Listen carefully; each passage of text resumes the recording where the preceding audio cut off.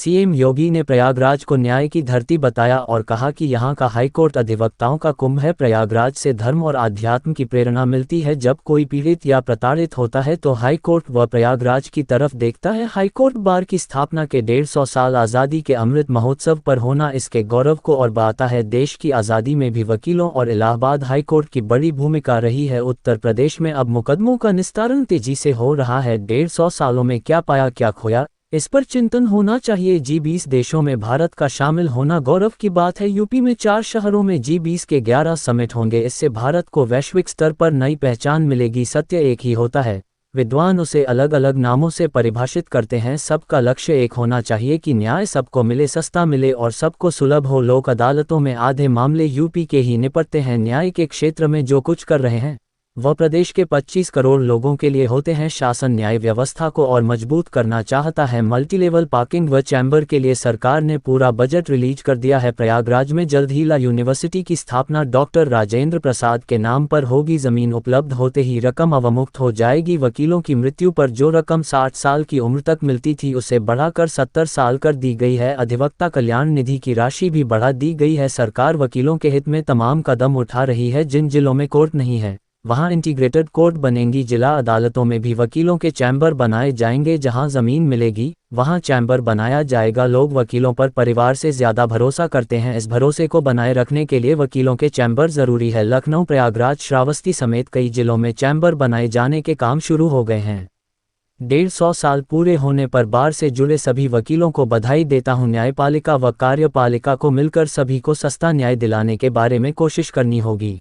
900 से अधिक राशि का भुगतान न्यासी समिति के द्वारा अब तक किया गया है और मृतक अधिवक्ताओं के विधिक उत्तराधिकारियों को भी आर्थिक सहायता के रूप में इस दौरान 111 करोड़ 81 लाख 50 हजार रुपए की राशि का भुगतान किया गया है। इसके अलावा केवल हाईकोर्ट में ही नहीं, जनपद न्यायालयों में भी अभी मुख्य न्यायमूर्ति महोदय ने और राज्य शासन को इसके बारे में निर्देश भी दिया था और मैंने स्वयं भी इसकी बैठक ली थी कि जहां पर अभी डिस्ट्रिक्ट कोर्ट नहीं बने हैं वहां पे इंटीग्रेटेड कोर्ट बिल्डिंग बनाने के साथ साथ हम लोगों ने जिला मुख्यालयों को भी और कमिश्नरी मुख्यालय को भी इंटीग्रेटेड मुख्यालय बनाने की दिशा में कार्य प्रारंभ किया है। हम लोग चाहेंगे कि वास्तव में एक मॉडल बनेगा, ये न केवल उत्तर प्रदेश के लिए बल्कि देश के लिए, पूरी न्यायिक व्यवस्था के लिए भी और प्रशासनिक व्यवस्था के लिए भी। इस पर कार्य हमारा बहुत तेजी के साथ आगे चल रहा है, लेकिन साथ साथ जनपद न्यायालयों में भी अधिवक्ताओं के चेंबर बने। वास्तव में एक गरीब जब आता है और जब देखता है, घूम फिर करके चारों ओर देखता है, वो तो बड़े विश्वास के साथ आता है कि मैं वकील साहब के पास जा रहा हूं। लेकिन जब वह जाता है और अधिवक्ता के चेंबर में बैठता है और उसको दिन में ही जब आसमान नजर आने लगता है वहां से, क्योंकि टूटा हुआ चेंबर रहता है, टूटे हुए चेंबर से उसको जब सूरज की रोशनी में दिखाई देता है तो उसके मन में कहीं ना कहीं आशंका होती है कि क्या मैं सही जगह आया हूं या कहीं ऐसा तो नहीं कि गलत जगह आ गया हूं। और इसलिए शासन ने कहा है कि भाई हमें जगह दीजिए, हम लोग अधिवक्ताओं के लिए अच्छे चेंबर वहां बनाना चाहते हैं, क्योंकि अधिवक्ता के लिए ये स्वयं के लिए शोहरत हासिल करने का माध्यम नहीं, बल्कि एक गरीब को न्याय देने का एक सशक्त माध्यम भी बनेगा। वहां पर अगर उनके अच्छे बैठने की व्यवस्था होती है तो जो वादकारी आता है उस वादकारी को भी विश्वास उस पर टिकता है।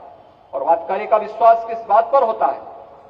एक अधिवक्ता के पास जब आता है तो वह असमंजस में रहता है, क्योंकि अपनों के द्वारा ठुकराया रहता है बहुत सारे लोग तो। और बहुत बार तो विवाद भाई भाई में होता है, छोटा सा विवाद है, वे बैठ करके भी समाधान कर सकते थे, लेकिन वह स्थिति वहां तक पहुंच चुकी होती है कि वह उसे न्यायालय का दरवाजा खटखटाना ही पड़ता है। अपने भाई पे विश्वास, मैंने कहा भी देखिए अधिवक्ता तो दूसरों को पानी पिलाता है और आज वो मांग रहे हैं तब भी पानी पी रहे हैं। अरे तो उनका अधिकार है, वे अपना अधिकार मांग रहे हैं और उनको मांगना भी चाहिए, क्योंकि अपने लिए नहीं मांग रहे हैं। न्यायपालिका के लिए या बार के लिए जो कुछ भी मांगेंगे वह प्रदेश की 25 करोड़ जनता के हित में ही होगा, उससे अलग नहीं होगा।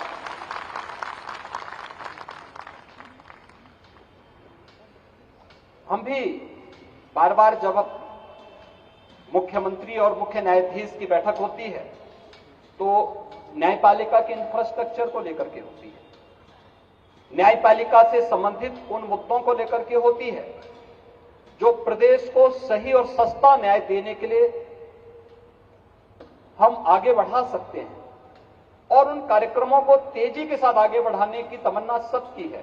शासन की भी वही मंशा है और राज्य की भी, शासन की भी वही मंशा है, न्यायपालिका की भी वही मंशा है, और बार जब उसके साथ जुड़ जाता है तो उसको और तेजी के साथ आगे बढ़ाने में मदद मिल सकती है।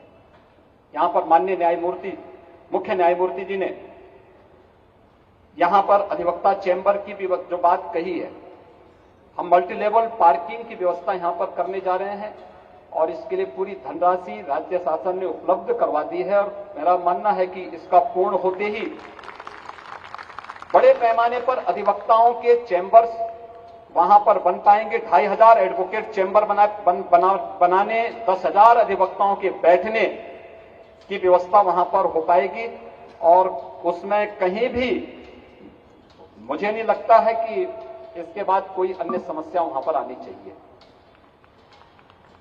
राज्य शासन ने यहां पर पहले ही एक नेशनल लॉ यूनिवर्सिटी की अपनी सहमति दे दी है। हम उसके लिए धनराशि पूरा देना चाहते हैं। जमीन के बारे में कोई सहमति बन सकती है तो हम उसके लिए भी पूरा सहयोग देने को तैयार हैं। हम लोग भी चाहते हैं कि प्रयागराज न्याय की धरती है, शिक्षा की धरती है, और एक अच्छी लॉ यूनिवर्सिटी प्रयागराज की धरती पर होनी ही चाहिए। डॉक्टर राजेंद्र प्रसाद जी के नाम पर वह होनी चाहिए।